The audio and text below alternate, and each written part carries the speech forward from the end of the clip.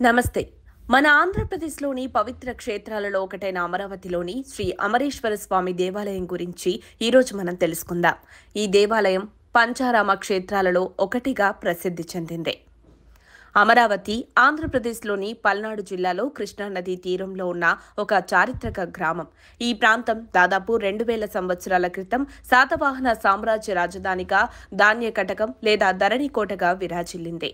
పురాణాల ప్రకారం ఈ ప్రాంతం అమరుల అంటే దేవతల నివాస స్థలంగా పరిగణించబడడం వలన దీనికి అమరావతి అనే పేరు వచ్చింది. శాతవాహనుల కాలంలో ఈ నగరం బౌద్ధ కళ మరియు సంస్కృతికి కేంద్రంగా ఉండేది మరియు అమరావతి స్తూపం దీనికి నిదర్శనం. నేడు అమరావతి ఆంధ్రప్రదేశ్ రాజధానిగా అభివృద్ధి చెందుతోంది. ఇది ఈ ప్రాంతానికి ఆధునిక ప్రాముఖ్యతను జోడిస్తోంది. అమరేశ్వర స్వామి దేవాలయం అమరావతిలో కృష్ణానది తీరంలో ఉంది. ఈ దేవాలయం 11వ శతాబ్దంలో నిర్మితమైనట్లు శాసనాల ఆధారంగా తెలుస్తోంది. అయితే దీని మూలాలు ఇంకా పురాతనమైనవి కావచ్చు. ఈ ఆలయంలోని 15 అడుగుల ఎత్తైన తెల్లని శివలింగం దేవేంద్రుడు ప్రతిష్ఠించినట్లు పురాణాలు చెబుతున్నాయి. ఈ శివలింగం శ్రీరామచంద్రుడు పూజించినట్లు కూడా చెప్పబడింది. ఇది ఈ ఆలయానికి ఆధ్యాత్మిక ప్రాముఖ్యతను జోడిస్తుంది. ఆలయంలో ప్రణవేశ్వరుడు, జ్వాలాముఖీదేవి, వినాయకుడు, కాలభైరవుడు, కుమారస్వామి, ఆంజనేయ స్వామి వంటి పరివార దేవతలున్నారు.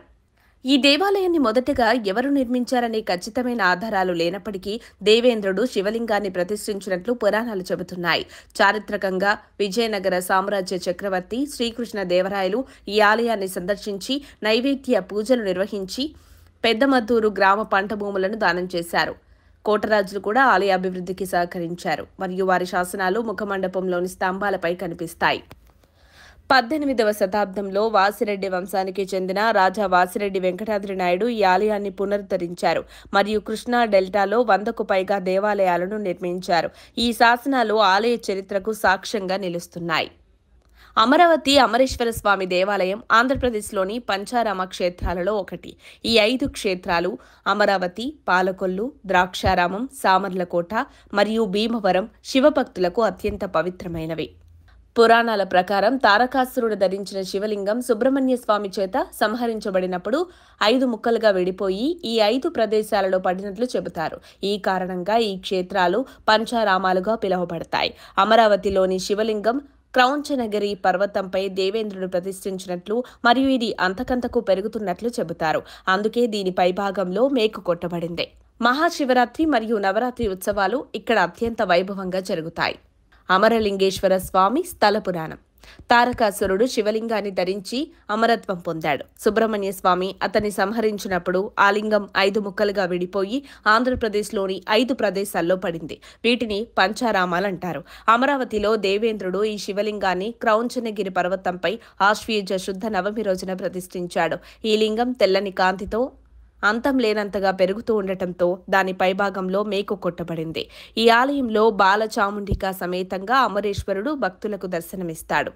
ఇక వీటి దగ్గరలోని పర్యాటక స్థలాలు. అమరావతి ఒక ప్రసిద్ధ పర్యాటక కేంద్రం. ఇక్కడి అమరావతి స్తూపం క్రీస్తుపూర్వం 2వ శతాబ్దం నుండి క్రీస్తు శకం 3వ శతాబ్దం వరకు నిర్మితమైన బౌద్ధ స్మారకం, ఆంధ్ర శిల్పకళకు చిహ్నం. సమీపంలోని అమరావతి పురావస్తు సంగ్రహాలయం బౌద్ధ శిల్పాలు మరియు శాసనాలను ప్రదర్శిస్తుంది. 38 మీటర్ల ఎత్తైన ధ్యాన బుద్ధ విగ్రహం పర్యాటకులను ఆకర్షిస్తుంది. గుంటూరు, విజయవాడ, మంగళగిరి నుండి అమరావతిని సులభంగా చేరుకోవచ్చు. అమరావతి 2014లో ఆంధ్రప్రదేశ్ రాజధానిగా ఎంపికైంది మరియు దీని నిర్మాణం 2015లో ప్రధానమంత్రి నరేంద్ర మోదీ శంకుస్థాపనతో ప్రారంభమైంది. ఈ ఆలయం రాజధాని ప్రాంతంలో ఒక ముఖ్యమైన ఆధ్యాత్మిక కేంద్రంగా ఉంది మరియు దీని చారిత్రక సాంస్కృతిక విశిష్టత రాజధాని అభివృద్ధికి గుర్తింపును జోడిస్తోంది. అయితే 2019లో 3 రాజధానుల ప్రతిపాదనతో కొంత వివాదం ఏర్పడింది. కానీ అమరావతిని ఏకైక రాజధానిగా కొనసాగించాలని రైతులు మరియు ఉద్యమకారులు కోరుతున్నారు. ప్రస్తుత ప్రభుత్వ నేతలు అమరావతికి అండగా నిలుస్తున్నారు. కేంద్ర సహాయం కూడా లభిస్తాయని.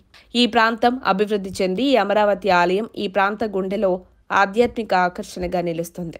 అమరేశ్వర స్వామి దేవాలయం కేవలం ఒక ఆలయం మాత్రమే కాదు, ఇది ఆంధ్రప్రదేశ్ యొక్క సాంస్కృతిక మరియు ఆధ్యాత్మిక వారసత్వానికి చిహ్నం. మీరు అమరావతిని సందర్శించినప్పుడు ఈ పవిత్ర క్షేత్రంలో స్వామివారి దర్శనం చేసుకోవడం మర్చిపోవద్దు. ఈ వీడియో మీకు నచ్చితే లైక్ చేయండి, షేర్ చేయండి, సబ్స్క్రైబ్ చేయండి. మీ అభిప్రాయాలను కమెంట్స్ రూపంలో మాకు తెలియజేయండి. మళ్ళీ కలుద్దాం. నమస్తే. మరిన్ని అప్డేట్స్ కోసం మా కాయ్ టీవీని సబ్స్క్రైబ్ చేసుకోండి. మా వీడియో కనుక మీకు నచ్చినట్లయితే లైక్ చేయండి, షేర్ చేయండి. మీ విలువైన అభిప్రాయాలను కామెంట్ బాక్స్లో తెలియజేయండి.